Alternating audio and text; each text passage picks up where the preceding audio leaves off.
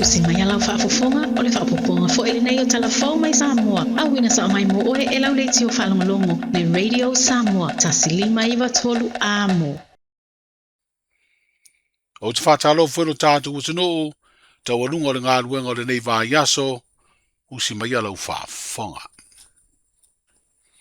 A o whaataria le taunu unga o suenga po test, i le a fia ma le tango fia o nā koti po whala au whaasaina, mo le vasenga o leo leo si nia i mtanga ruenga o leo leo, whale pui pui ma le toi fuataina. O leo wa wha iloa le mtanga ruenga le taunu uantu o le taunu unga o suenga na whaia, mo le sui komasina malana pulenga. E lei se isio i la tau wa wha maonia i aini a afianga, i le wha o ngā ina lea o whala au whaasaina po nā koti. O lea suenga sa whaatino le no whanga o suenga whaasaya nisi, po le sros. Wa whailo ai se whaasara launga i mtanga ruenga i lana upenga te whailangi. O le whai o lea suenga e whaamautino ai, le tūlanga māwalunga o le amio tau sili ma le whaamaoni o malu o le malo, i le whaatinonga o lātou tiute, i le tango fia leo whala au whaasaina. E leo whailo ina le mtanga ruenga, pe whaafia o na whaia ia suenga le tausanga. Ai o le te mua le nei ua whaia i lea tūlanga e pei o na whaamautu, i se whainga whaavae, ua maea o na tapena. O le whaatupeina o awa o ngā alo ma whanau o le atunu o lo o awa uina, i le Universitea o awa Samoa, e le taungo fie, ma o nisi o whanau o lo ofiso soani tupe o le poloketi miliona, i le tutongiina o lato pili.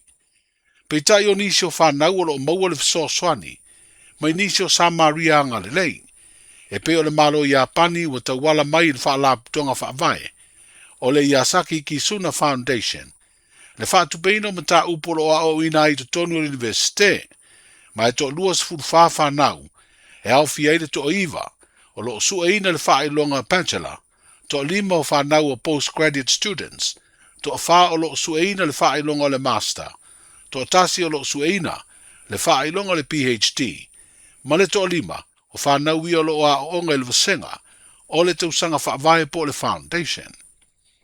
O le sui o le malo Iapani ma le sui o le Yasaki Kisuna Foundation, na a wai se saudinga, na whailo ai lea fsosani o avanoa sikorasipi.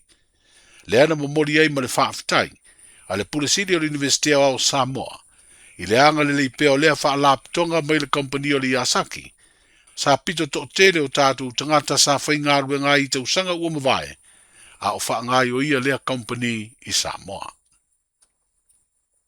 I le lua le nei o vai aso sue ina i lumo se laulau o whaatonu, mo li mau o le whaamsinonga o le tama o pokati tuu, po o pokati whaatau i. O leo o mai o whonga ina mau o leo, whaapea mau te te ea le o lo molia, i le soli tū la whono o le whasio tangata whaamoimoina, e peo na whanua i le so i fua o se ali i leo satini, whaapea se tama o le fio anga o no whaali. O le stofi na tu ina atu ai fo le sanga ma fina unga whai ua lo ia leo, whaapere lo ia lo tu lai mo pokati.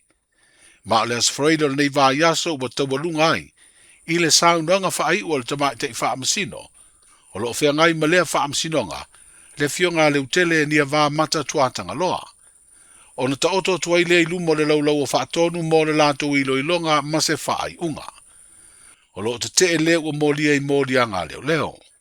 Ai o lea li leo satini ua maliu, o peni a mina perite, ma le tama fās furu mo na tupu tau sanga na whanua i o laso i fua, i le ngai o inga o lo tua i ai pokati, i lona whao ngā leo se la au malosi. Wa atoa le tau sanga ma masina e fitu, o nofo tau fia pere wa inga leo le ua molia, i le whaia o lea sori tūla whono. O leo sauni Samoa ma le lolangi e wha manatu lea so sao tinao le nei tau sanga.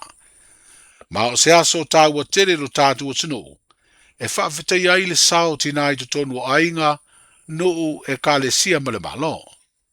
I Samoa o le porokalame o le aso tinai le pito la awa le malo. Na asi aini tinao le tātu o tino, e au fi ai le fionga i stama i te isa. Waulia le te isa lautau sanga o latu soi fua. O whailo le mtanga luengo tina ma tama i tai, a tina e o fio anga maanga fiso tai na whea ngai malea asia singa. O se whailonga leo ni tina, o le tātu mutunu ua tere do latu sao, i au nanga ese, ai mai se lava o le whaafua loa ai malo lātou soifua. O le fionga le tamai te isa ua uria se lau o na tausanga. O le fionga ia sister tolotea. Matina o korotita le au pepe o whaastoo, tausoa le iua fata o whonga poa. Ma ele ngata le tonu o vai pua. Ele ngata sa sia mtanga ruenga ia tina mātutua o le atinu. Aina whaia fo i se porokalame. Wa mana ia i tina o lo avea masui ta maa ita i o nuu mafio anga. O ne tā ua le lātu tautua lango lango. I le ngā ruenga sui o nuu po o pule nuu.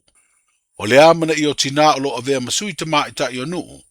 Sa a wai le minsta lango lango le mtanga ruenga na ia wha wheteia le ngā ruenga whai. A ia tina o Samoa. Manu ia tere le aso sao tina soifua.